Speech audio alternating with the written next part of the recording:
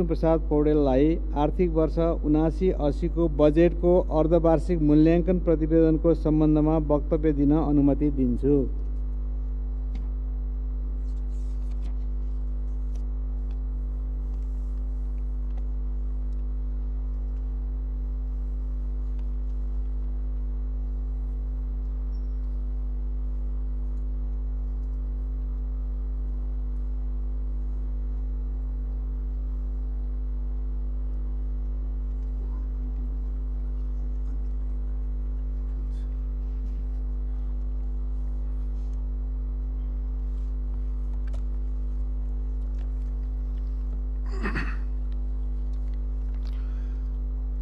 सामान्य सभामुख महोदय, आर्थिक कार्यविधि तथा वित्तीय उत्तरदायित्व ऐन 2076 को दफा 23 को उपदफा 5 बमोजिम माघ वसान्तभित्र अर्थ मन्त्रालयले बजेटको अर्धवार्षिक मूल्याङ्कन प्रतिवेदन सार्वजनिक गर्नुपर्ने व्यवस्था भए बमोजिम चालू आर्थिक वर्ष 2079-80 को प्रतिवेदन सार्वजनिक गर्नु पूर्व यस सम्मानित सदनलाई जानकारी गराउन उपस्थित भएको छु। विगत केही समयदेखि नेपालको अर्थतन्त्र चुनौतीपूर्ण अवस्थाबाट गुज्रिरहेको विषय सम्मानित सदनलाई अवगत नै छ। 2079 मङ्सिर 4 गते सम्पन्न प्रतिनिधि सभाको निर्वाचनपछि गठन भएको वर्तमान सरकारले जनताका विकास र समृद्धिको चाहनालाई सम्बोधन गर्न थप स्रोत परिचालन गर्नुपर्ने अवस्थामा हामी भने बजेट सन्तुलन कायम गर्न कठोर कदम चाल्नुपर्ने बाध्यात्मक परिस्थितिबाट गुज्रिरहेका छौँ। कोभिड-19 को लामो असरले गर्दा हाम्रा आर्थिक गतिविधिहरू प्रभावित हुँदा अर्थतन्त्रका प्राय सबै क्षेत्रमा त्यसको नकारात्मक प्रभाव परेको छ। कोभिड-19 को असरबाट सङ्कुचन भएको अर्थतन्त्र बिस्तारै तङ्ग्रिँदै गरेको समयमा युक्रेनमा भएको युद्ध, विश्वव्यापी रूपमा सृजित आपूर्तिजन्य अवरोध तथा ठूला अर्थतन्त्रले लिएका कसिला नीतिहरूको प्रभावका कारण हाम्रो आर्थिक पुनरुत्थानको प्रयासमा चुनौती थपिएको छ। यी लगायत विश्वव्यापी रूपमा देखा परेका आर्थिक समस्याहरूबाट नेपालको अर्थतन्त्र पनि प्रभावमुक्त छैन। कोभिड-19 महामारीको समयमा अर्थतन्त्रलाई चलायमान बनाउन लिएका कतिपय अल्पकालीन उपायका सम्बन्धमा समयमै समीक्षा हुन र आवश्यकता अनुसार परिमार्जन गर्न नसक्दा समस्या थपिँदै गएको छ। चालू आर्थिक वर्षको बजेटको अर्धवार्षिक अवधिसम्म आइपुग्दा यस अवधिमा गरिएको आयात नियमनको असर तथा आर्थिक गतिविधिमा आएको सुस्तता लगायतका कारणहरूले गर्दा राजस्व वृद्धि दर नकारात्मक हुन गई सरकारी वित्त सन्तुलनमा चरम दबाव परेको छ। खुल्ला सिमाना र अनौपचारिक अर्थतन्त्रको प्रभावले ल्याउन सक्ने व्यापार विचलन तथा त्यसबाट हुन सक्ने राजस्व चुहाट नियन्त्रण गर्न तदनुरूपको रणनीति अवलम्बन गर्नुपर्ने, सम्बद्ध निकायहरू समन्वयात्मक रूपमा परिचालित हुनुपर्ने र राजस्व प्रशासन तथा प्रणालीमा सुधार गर्नुपर्ने आवश्यकताको महसुस विगतदेखि नै भएको छ। यी विषयहरूलाई पर्याप्त प्राथमिकता दिन नसकिएमा चोरी पैठारी, निकासी तथा राजस्व चुहाट र अपचलनको प्रवृत्ति बढ्न जान्छ। मैले अर्थ मन्त्रालयको जिम्मेवारीमा आउन साथ यी विषयहरूलाई उच्च प्राथमिकतामा राखेको छु। सार्वजनिक खर्चतर्फ अनिवार्य दायित्वका शीर्षकहरूमा छुट्याइएको बजेट नपुग हुनुको साथै सृजित दायित्व भुक्तानीको लागि स्रोतको जुहो गर्न कठिनाइ भइरहेको छ। विभिन्न समयमा सृजना गरिएका तत्कालीन र दीर्घकालीन प्रकृतिका दायित्वहरूले स्रोत व्यवस्थापन कार्य झनै अप्ठ्यारोमा परेको छ।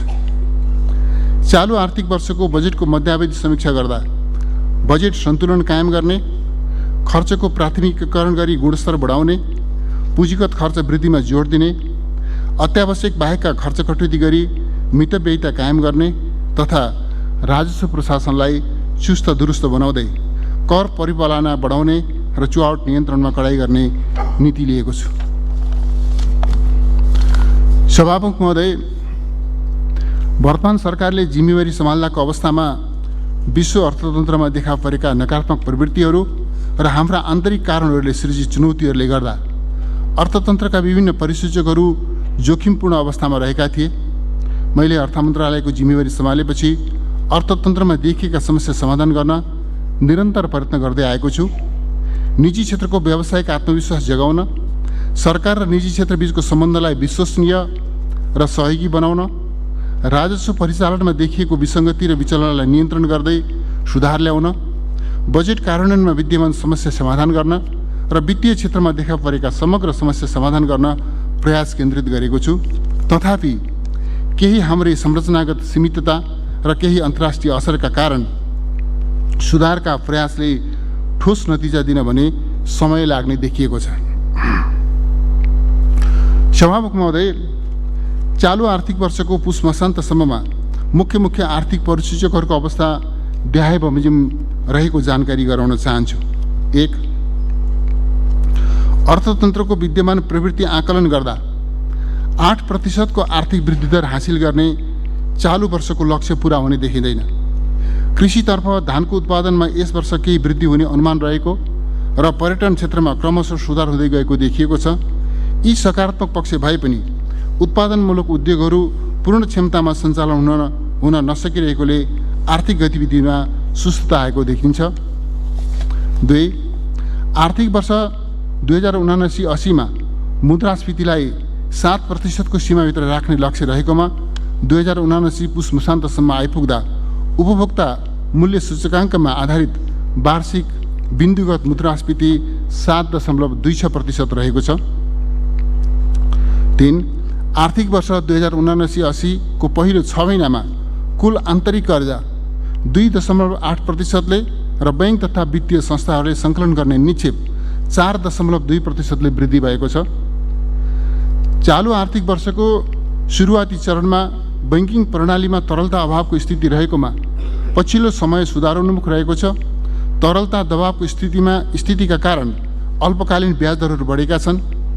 2079 पुसमा बैंक तथा वित्तीय संस्थाहरू बीचको औसत अन्तर्ब्याङ्क दर 7.53% र 91 दिने ट्रेजरी बिलको भारित औसत ब्याज दर 10.89%, निक्षेपको भारित औसत ब्याज दर 8.51% र कर्जाको भारित औसत ब्याज दर 12.79% कायम भएको छ।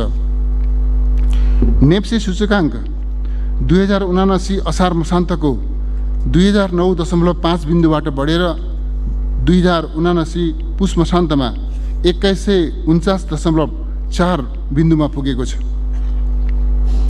आर्थिक वर्ष 2079-80 को 6 महिनासम्ममा कुल वस्तु निर्यातको अघिल्लो वर्षको सोही अवधिको तुलनामा 32% कमी आए रु 80 अर्ब 81 करोड भएको छ भने कुल वस्तु आयात 20.7% कमी आई रु 7 खर्ब 92 अर्ब 67 करोड भएको छ।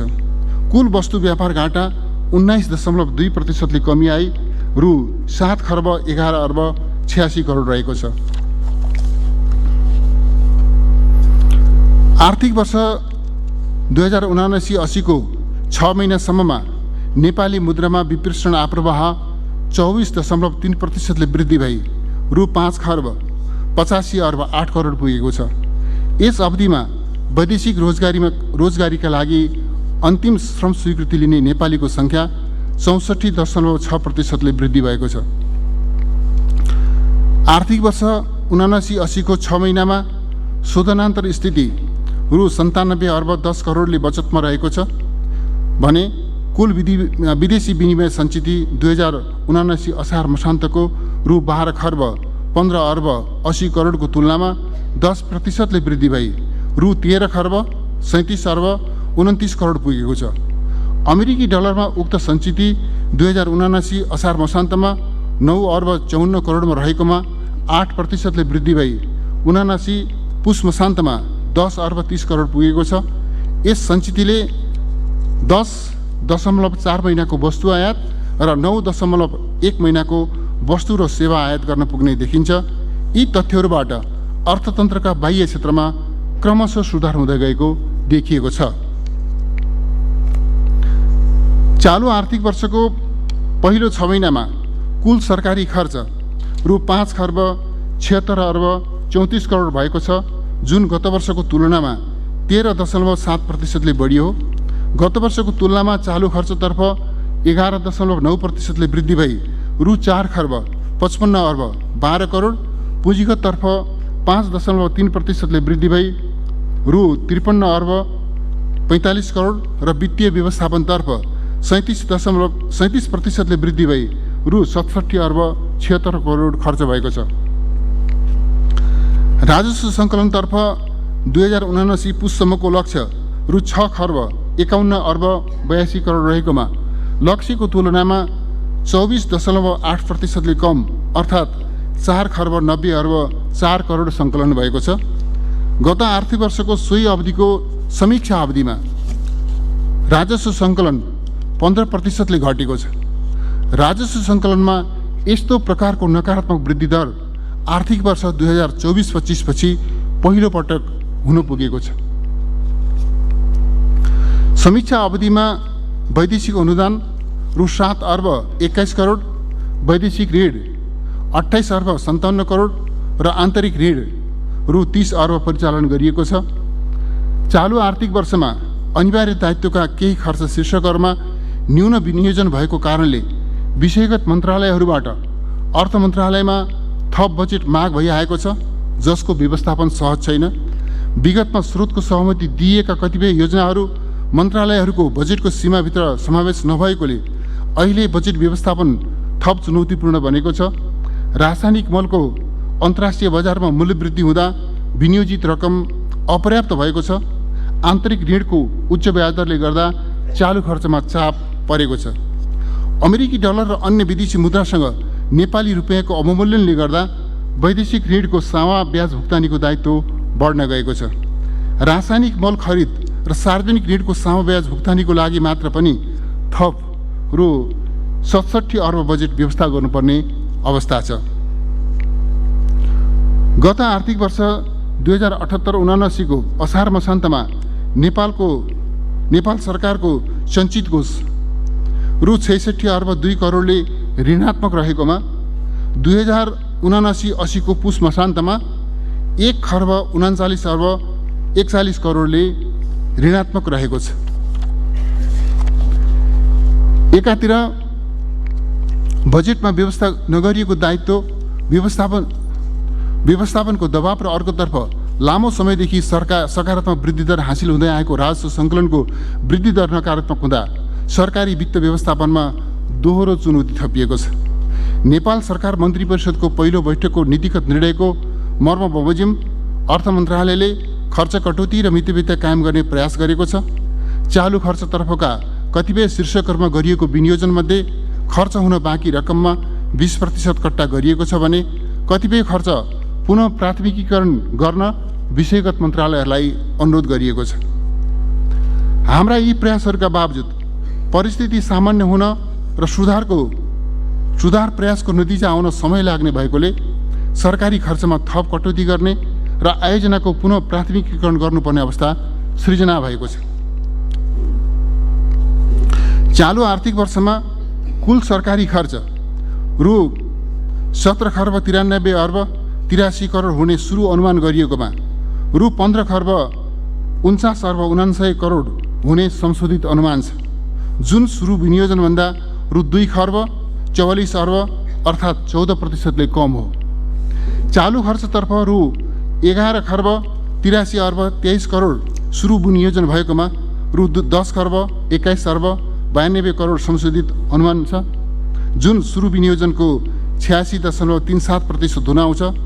त्यसै गरी पुँजीगत खर्चतर्फ रु 3 खर्ब 80 अर्ब 38 करोड सुरु विनियोजन भएकोमा रु 3 खर्ब 13 अर्ब 85 करोड हुने संशोधित अनुमान छ, जुन सुरु विनियोजनको 82.51% हो।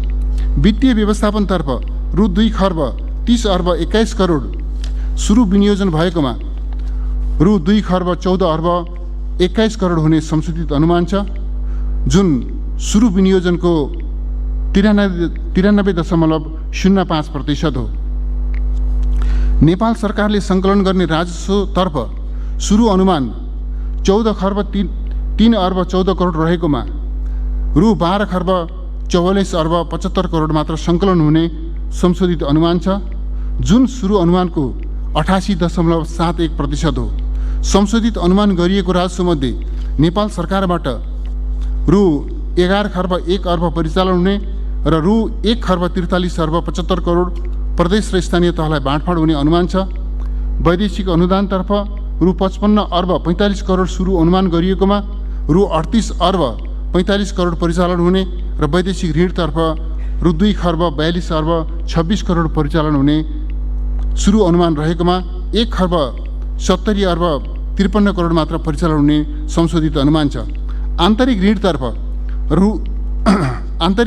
रु 2 खर्ब 56 अर्बको सुरु अनुमान गरिएकोमा 2 खर्ब 40 अर्ब परिचालन हुने संशोधित अनुमान छ। सम्मान्य सभामुख महोदय, माथि उल्लिखित संशोधित अनुमान सँगसँगै आगामी दिनमा देखाएका खर्च कटौती र स्थगन तथा राजस्व परिचालन वृद्धि गर्ने उपायहरू अवलम्बन गरिने बेहोरा सम्मानित सदनलाई जानकारी गराउँदछु। सार्वजनिक खर्च व्यवस्थापनतर्फ हालसम्म मापदण्ड, कार्यविधि, निर्देशिका र सञ्चालन विधि स्वीकृत नभएका कार्यक्रमहरू हाललाई पूर्ण वा आंशिक रूपमा स्थगित गर्ने, स्रोतको उपलब्धताका आधारमा क्रमशः फुकुवा गर्दै जाने, मापदण्ड, कार्यविधि, निर्देशिका र सञ्चालन विधि स्वीकृत भएर पनि पूर्व तयारी पुरा हुन नसकी कार्यान्वयनमा नगएका कार्यक्रमहरू औचित्य हेरी पूर्ण वा आंशिक रूपमा रोका राख्ने, स्रोतको उपलब्धताका आधारमा क्रमशः फुकुवा गर्दै जाने। यसअघि अर्थ मन्त्रालयबाट स्रोतको सहमति लिएका तर कार्यान्वयनमा जान बाँकी रहेका आयोजनाहरूको समेत पुनः प्राथमिकीकरण गरी कार्यान्वयनमा लैजानु पूर्व सम्बन्धित मन्त्रालयले अर्थ मन्त्रालयको सहमति लिने, चालु आर्थिक वर्षमा थप दायित्व सृजना गर्ने गरी नयाँ कार्यक्रम तथा आयोजना प्रस्ताव नगर्ने, विषयगत मन्त्रालयहरूले आफ्नो बजेट र कार्यक्रमको प्राथमिकता निर्धारण गरी स्रोतलाई सही अनुसार आन्तरिक समायोजन प्रस्ताव गर्न सक्ने, खर्च हुन नसक्ने बजेट आर्थिक कार्यविधि तथा वित्तीय उत्तरदायित्व ऐन 2076 बमोजिम अर्थ मन्त्रालयमा समर्पण गर्ने। राजस्वतर्फ राजस्व चुहाट नियन्त्रणमा संलग्न निकायहरूका बीचमा सूचना आदान प्रदान गर्ने र समन्वयलाई थप प्रभावकारी बनाउने, राजस्व चुहाटमा संलग्न जो कोहीलाई कानुनको दायरामा ल्याउने र कर कानुनको परिपालना गराउने, भन्सार राजस्व सङ्कलनलाई व्यवस्थित गर्न सीमा नाकामा रहेका निकायहरूबीच समन्वय गर्ने, अवैध पैठारी तथा निकासी नियन्त्रण गर्न उच्चस्तरीय टोली परिचालन गरी अनुगमन गर्ने, राजस्व बक्यौता र असुल उपर गर्नुपर्ने बेरुजुको असुलीलाई प्राथमिकता दिने, बजार अनुगमन र अनुसन्धानात्मक कर प्रणालीलाई नतिजामूलक बनाउने, गैर कर राजस्वतर्फ नयाँ आधार र स्रोतको पहिचान गर्ने र सेवा प्रवाहलाई प्रभावकारी बनाउने। सभामुख महोदय, राजस्व र व्ययको संशोधित अनुमान गर्दा चालु आर्थिक वर्षको बाँकी अवधिमा आर्थिक गतिविधि विस्तार हुँदै जाने र राजस्व सङ्कलनमा क्रमशः सुधार हुने अपेक्षा गरिएको छ। संशोधित लक्ष्य हासिल गर्न अर्थ मन्त्रालयले अधिकतम प्रयास गर्नेछ। मैले यस प्रयासमा सम्बद्ध सबै निकायको सहयोग प्राप्त हुने अपेक्षा गरेको छु। यी प्रयासहरूका बावजुद पनि राष्ट्रिय र अन्तर्राष्ट्रिय परिस्थितिमा अपेक्षित सुधार आउन नसकी राजस्व सङ्कलनको संशोधित अनुमान समेत हासिल हुने नदेखिएमा सार्वजनिक खर्चलाई थप कसिलो बनाउनु पर्ने अवस्था आउन सक्दछ। यसका लागि अर्थ मन्त्रालयले आवधिक रूपमा अर्थतन्त्रको प्रवृत्तिको विश्लेषण गरी आउन सक्ने चुनौतीको आकलन गर्नेछ र सोको आधारमा थप नीतिगत प्रबन्ध मिलाउनेछ। सभामुख महोदय, राष्ट्रिय अर्थतन्त्रलाई बलियो बनाउन सरकारी, निजी र सहकारी क्षेत्रको योगदान हुने र सरकारले सुरु गरेका सुधार प्रयासले सकारात्मक नतिजा ल्याउने अपेक्षाका साथमा परिस्थितिलाई सामान्य अवस्थामा फर्काउन सम्पूर्ण सामर्थ्य परिचालित गर्नुपर्ने आवश्यकता महसुस गरेको छु। अन्त्यमा विद्यमान चुनौतीको सामना र अर्थतन्त्रको पुनरुत्थान गर्न सबै मान्य सदस्यहरूको रचनात्मक सुझाव र सहयोगको अपेक्षा गर्दछु। धन्यवाद। सम्मान्य सभामुख महोदयको अनुमतिले आर्थिक वर्ष 2079-80 को बजेटको अर्धवार्षिक मूल्याङ्कन प्रतिवेदन सदन समक्ष पेश गर्दछु। धन्यवाद।